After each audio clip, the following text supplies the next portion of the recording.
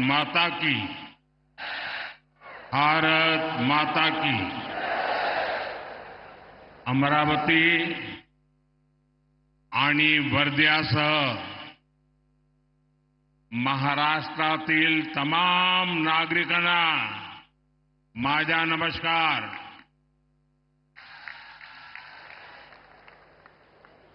2 दिन पहले ही हम सबने विश्वकर्मा पूजा का उत्सव मनाया है और आज वर्धा की पवित्र धरती पर हम पीएम विश्वकर्मा योजना की सफलता का उत्सव मना रहे हैं।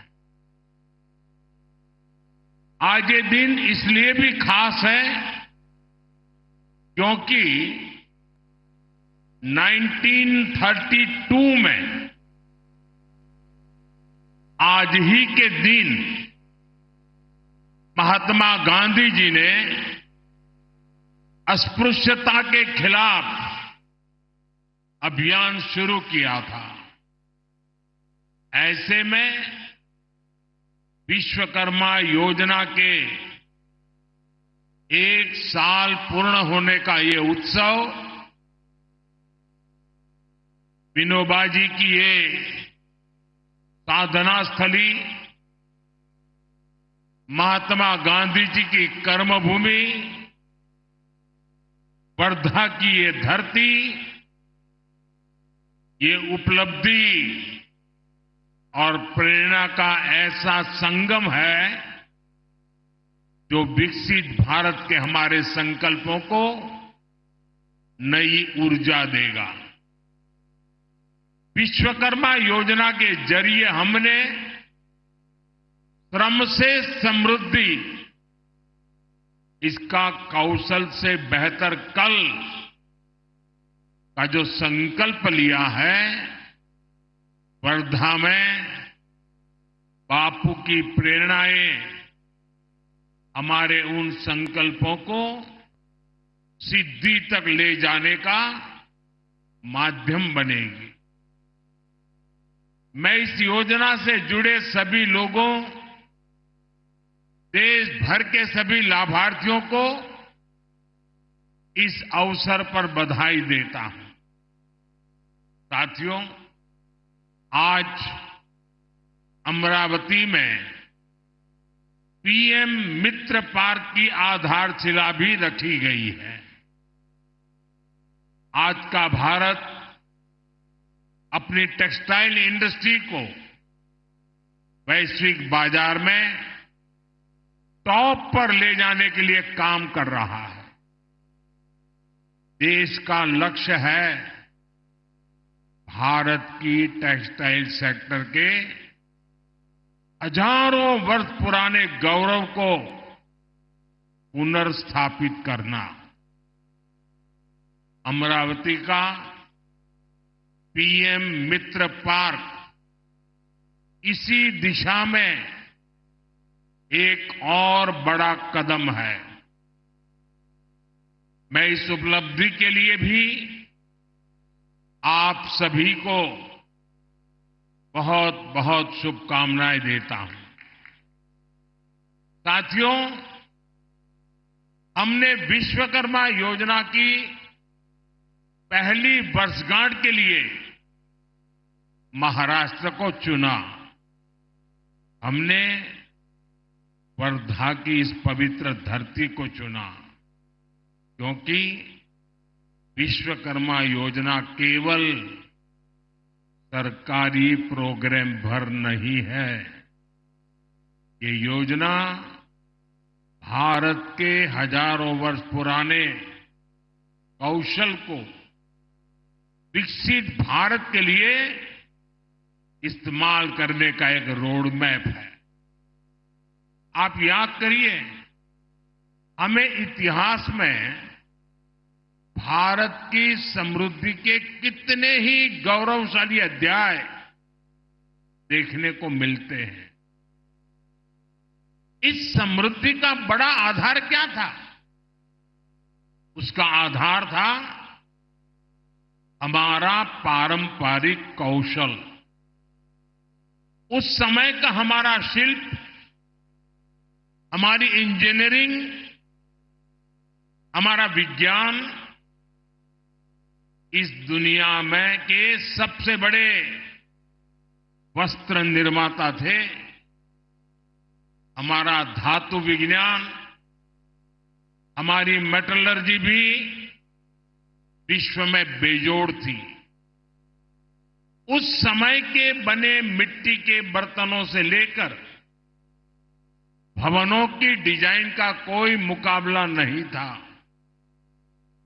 इस ज्ञान विज्ञान को कौन घर घर पहुंचाता था? सुतार, लोहार, सोनार, कुम्हार, मूर्तिकार, चर्मकार, बढ़ई, मिस्त्री, ऐसे अनेक पेशे ये भारत की समृद्धि की बुनियाद हुआ करते थे।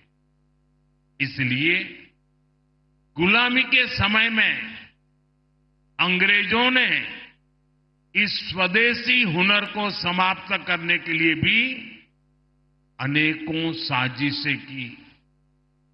इसलिए ही वर्धा की इस धरती से गांधी जी ने ग्रामीण उद्योग को बढ़ावा दिया था। लेकिन साथियों, ये देश का दुर्भाग्य रहा कि आजादी के बाद की सरकारों ने इस हुनर को वो सम्मान नहीं दिया जो दिया जाना चाहिए था। उन सरकारों ने विश्वकर्मा समाज की लगातार उपेक्षा की। जैसे जैसे हम शिल्प और कौशल का सम्मान करना भूलते गए,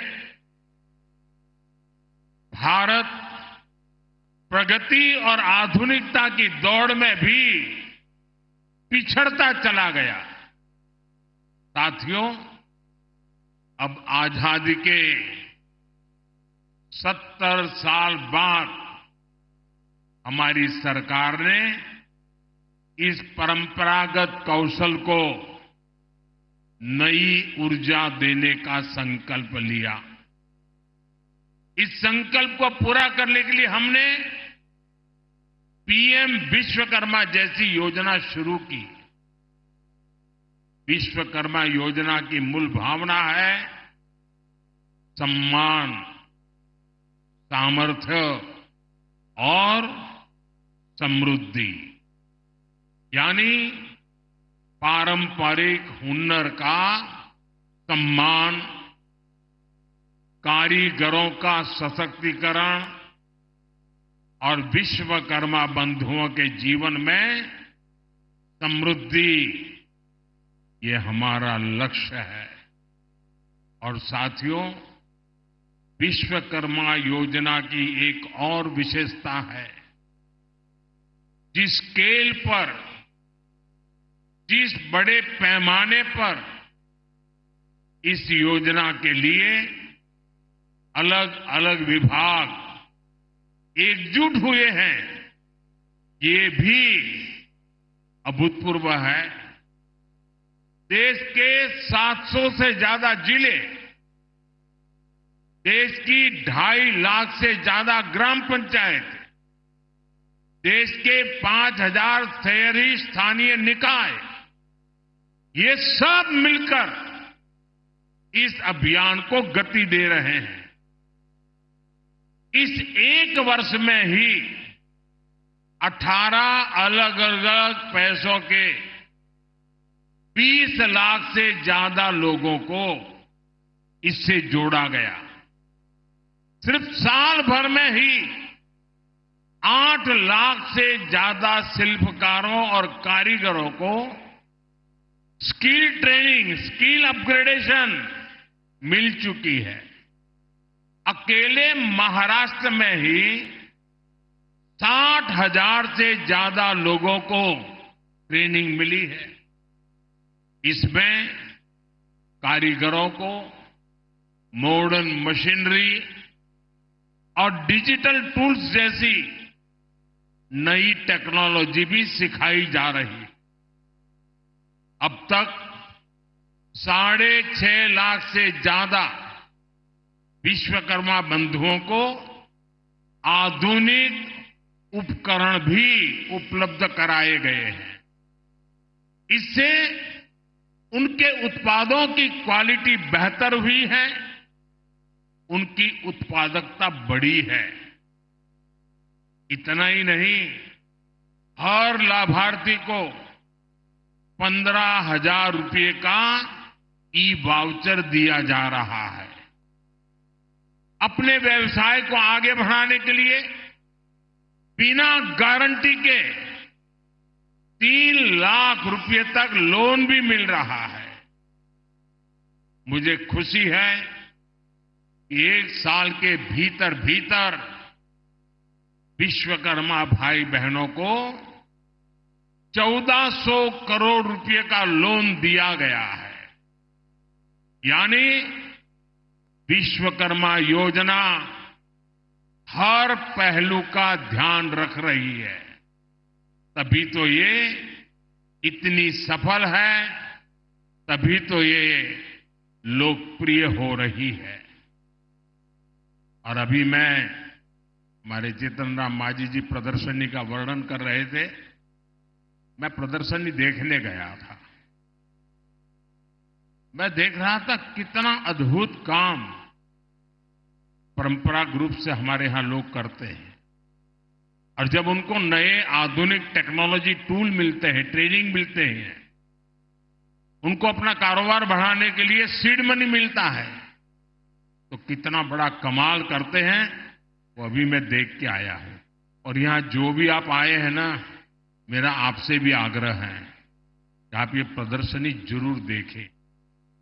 आपको इतना गर्व होगा कि कितनी बड़ी क्रांति आई है।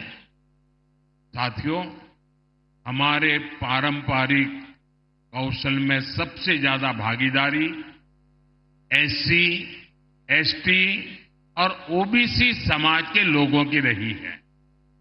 अगर पिछली सरकारों ने विश्वकर्मा बंधुओं की चिंता की होती तो इस समाज की कितनी बड़ी सेवा होती। लेकिन कांग्रेस और उसके दोस्तों ने एससी, एसटी, ओबीसी को जानबूझ करके आगे नहीं बढ़ने दिया। हमने सरकारी सिस्टम से कांग्रेस की इस दलित पिछड़ा विरोधी सोच को खत्म किया है। पिछले 1 साल के आंकड़े बताते हैं कि आज विश्वकर्मा योजना का सबसे ज्यादा लाभ एससी, एसटी और ओबीसी समाज उठा रहा है। मैं चाहता हूं विश्वकर्मा समाज, इन पारंपरिक कार्यों में लगे लोग केवल कारीगर बनकर न रह जाए, बल्कि मैं चाहता हूं वे कारीगर से ज्यादा वो उद्यमी बने, व्यवसायी बने। इसके लिए हमने विश्वकर्मा भाई बहनों के काम को एमएसएमई का दर्जा दिया है। 1 डिस्ट्रिक्ट 1 प्रोडक्ट और एकता मॉल जैसे प्रयासों के जरिए पारंपरिक उत्पादों की मार्केटिंग की जा रही है। हमारा लक्ष्य है कि ये लोग अपने बिजनेस को आगे बढ़ाएं। ये लोग बड़ी बड़ी कंपनियों की सप्लाई चेन का हिस्सा बने। इसलिए ओएनडीसी और जीईएम जैसे माध्यमों से शिल्पकारों, कारीगरों और छोटे कारोबारियों को अपना बिजनेस बढ़ाने में मदद का रास्ता बन रहा है। ये शुरुआत बता रही है जो वर्ग आर्थिक प्रगति में पीछे छूट रहा था, वो विश्व की तीसरी सबसे बड़ी अर्थव्यवस्था में अहम रोल निभाएगा। सरकार का जो स्किल इंडिया मिशन है, वो भी इसे सशक्त कर रहा है। कौशल विकास अभियान के तहत भी देश के करोड़ों नौजवानों की आज की जरूरतों के हिसाब से स्किल ट्रेनिंग हुई है। स्किल इंडिया जैसे अभियानों ने भारत की स्किल को पूरी दुनिया में पहचान दिलानी शुरू कर दी थी। और हमारे स्किल मंत्रालय, हमारी सरकार बनने के बाद हमने अलग स्किल मंत्रालय बनाया और हमारे जयंत चौधरी जी आज ये स्किल मंत्रालय का कारोबार देखते हैं। उनके नेतृत्व में इसी साल फ्रांस में वर्ल्ड स्किल्स पर बहुत बड़ा आयोजन हुआ। हम ओलंपिक की जो चर्चा बहुत करते हैं, लेकिन उस फ्रांस में अभी एक बहुत बड़ा आयोजन हुआ। इसमें स्किल को लेकर के हमारे छोटे छोटे काम करने वाले कारीगर और उन लोगों को भेजा गया था और इसमें भारत ने बहुत सारे अवार्ड अपने नाम किए हैं। ये हम सबके लिए गर्व का विषय है। साथियों, महाराष्ट्र में जो अपार औद्योगिक संभावनाएं हैं, उनमें टेक्सटाइल इंडस्ट्री भी एक है। विदर्भ का ये इलाका ये हाई क्वालिटी कपास के उत्पादन का इतना बड़ा केंद्र रहा है, लेकिन दशकों तक कांग्रेस और बाद में महाअगाड़ी सरकार ने क्या किया?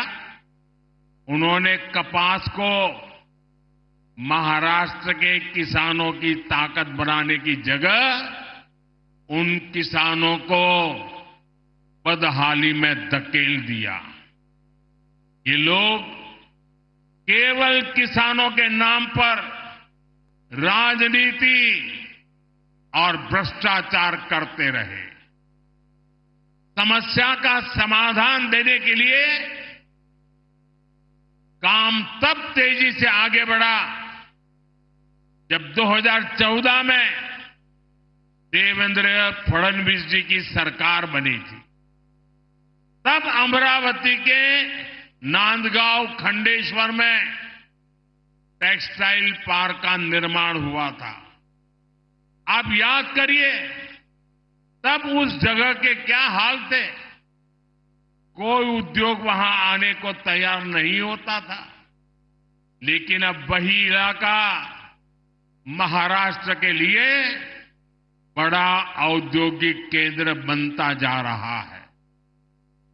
साथियों, आज पीएम मित्र पार्क पर जिस तेजी से काम हो रहा है, उससे डबल इंजन सरकार की इच्छा शक्ति का पता चलता है।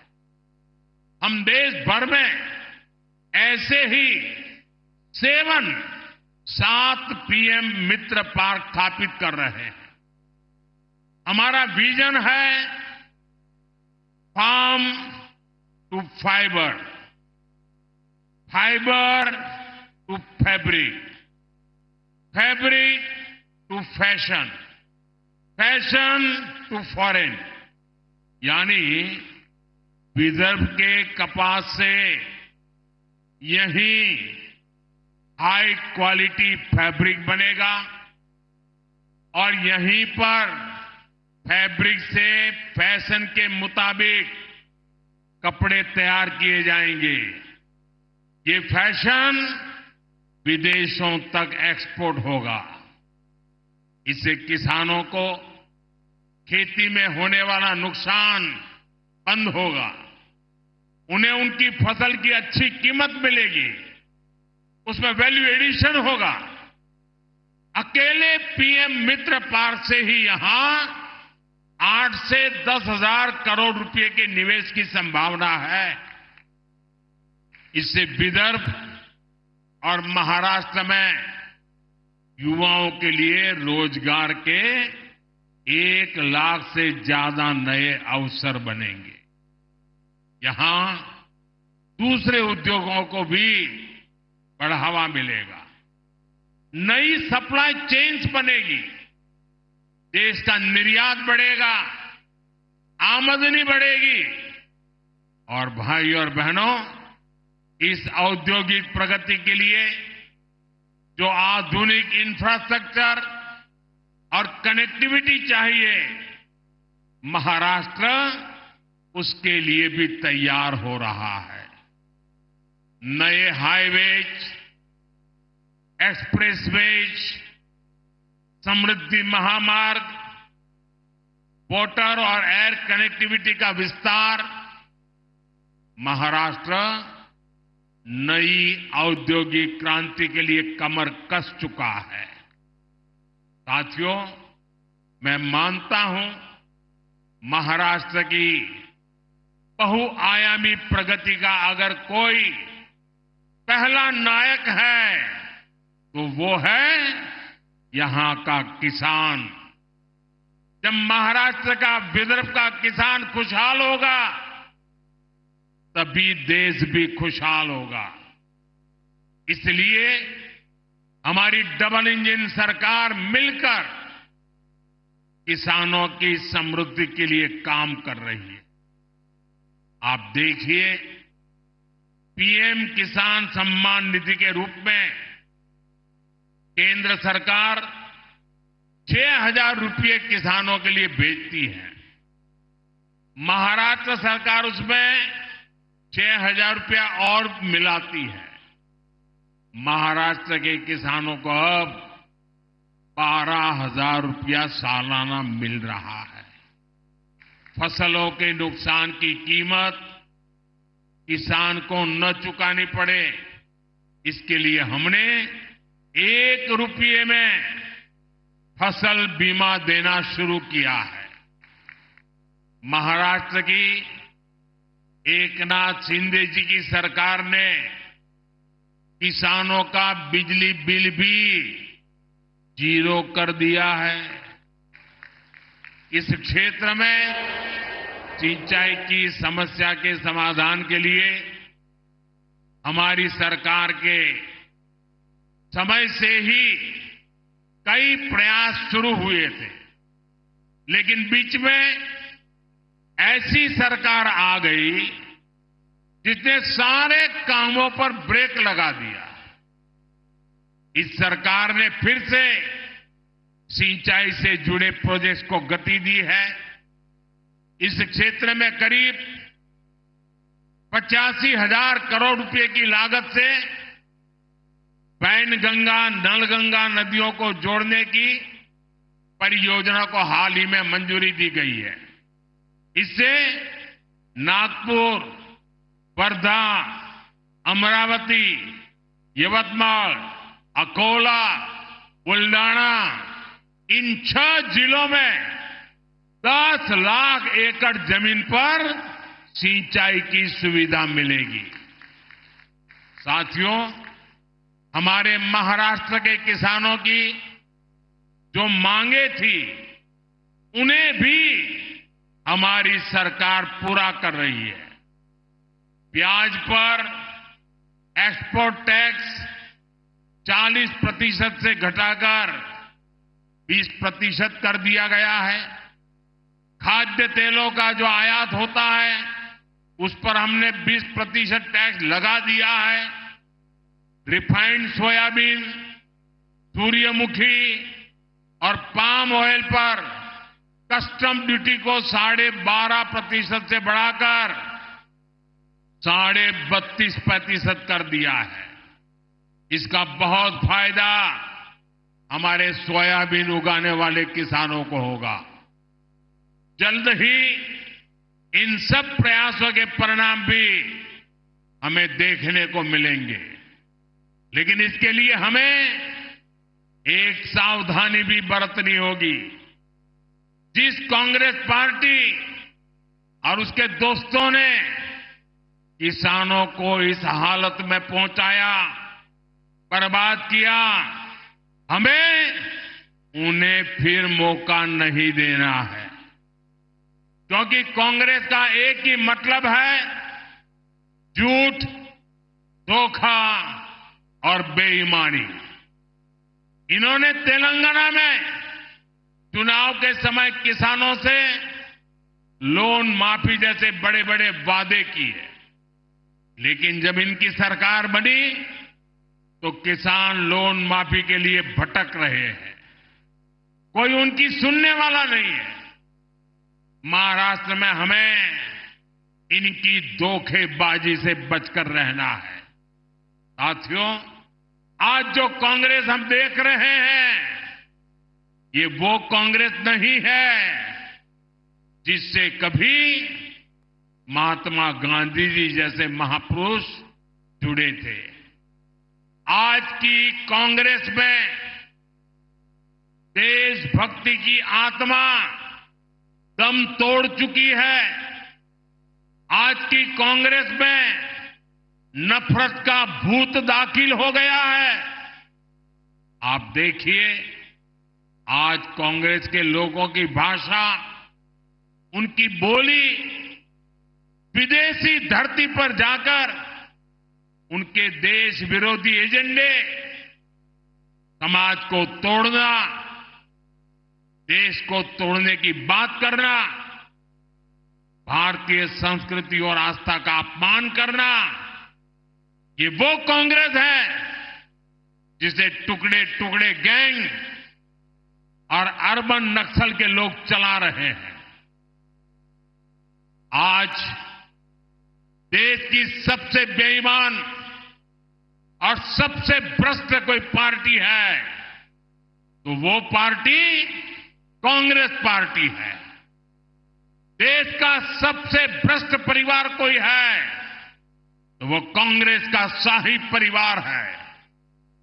साथियों, जिस पार्टी में हमारी आस्था और संस्कृति का जरा सा भी सम्मान होगा, वो पार्टी कभी गणपति पूजा का विरोध नहीं कर सकती। लेकिन आज की कांग्रेस को गणपति पूजा से भी नफरत है। महाराष्ट्र की धरती गवाह है, आजादी की लड़ाई में लोकमान्य तिलक के नेतृत्व में गणपति उत्सव भारत की एकता का उत्सव बन गया था। गणेश उत्सव में हर समाज, हर वर्ग के लोग एक साथ जुड़ते थे। इसलिए कांग्रेस पार्टी को गणपति पूजा से भी चीड़ है। मैं गणेश पूजन कार्यक्रम में चला गया तो कांग्रेस का तुष्टीकरण का भूत जाग उठा। कांग्रेस गणपति पूजा का विरोध करने लगी। तुष्टीकरण के लिए कांग्रेस कुछ भी कर रही है। आपने देखा है, कर्नाटका में तो कांग्रेस सरकार ने गणपति बप्पा को ही सलाखों के पीछे डाल दिया। गणपति की जिस मूर्ति की लोग पूजा कर रहे थे उसे पुलिस वैन में कैद करवा दिया। महाराष्ट्र गणपतीची आराधना करीत होता आणि कर्नाटकात गणपतीची मूर्ती पुलिस वैन मध्ये होती। साथियों, पूरा देश गणपति के इस अपमान को देखकर आक्रोशित है। मैं हैरान हूं, इस पर कांग्रेस के सहयोगियों के मुंह पर भी ताला लग गया है। उन पर भी कांग्रेस की संगत का ऐसा रंग चढ़ा है कि गणपति के अपमान का भी विरोध करने की उनमें हिम्मत नहीं बची है। भाई और बहनों, हमें एकजुट होकर कांग्रेस के इन पापों का जवाब देना है। हमें परंपरा और प्रगति के साथ खड़ा होना है। हमें सम्मान और विकास के एजेंडे के साथ खड़ा होना है। हम साथ मिलकर महाराष्ट्र की अस्मिता को बचाएंगे। हम सब साथ मिलकर महाराष्ट्र का गौरव और बढ़ाएंगे। हम महाराष्ट्र के सपनों को पूरा करेंगे। इसी भाव के साथ इतनी बड़ी तादाद में आकर के इस महत्वपूर्ण योजनाओं को आपने जो उसकी ताकत को समझा है, इन योजनाओं का विदर्भ के जीवन पर, हिंदुस्तान के सामान्य व्यक्ति के जीवन पर कैसा प्रभाव होना है, ये आपकी विधानसभा के कारण मैं इसे महसूस कर रहा हूं। मैं एक बार फिर सभी विश्वकर्मा साथियों को, विदर्भ के और महाराष्ट्र के सभी मेरे भाई बहनों को बहुत बहुत बधाई देता हूं। मेरे साथ बोलिए भारत माता की। दोनों हाथ ऊपर करके पूरी ताकत से भारत माता की, भारत माता की।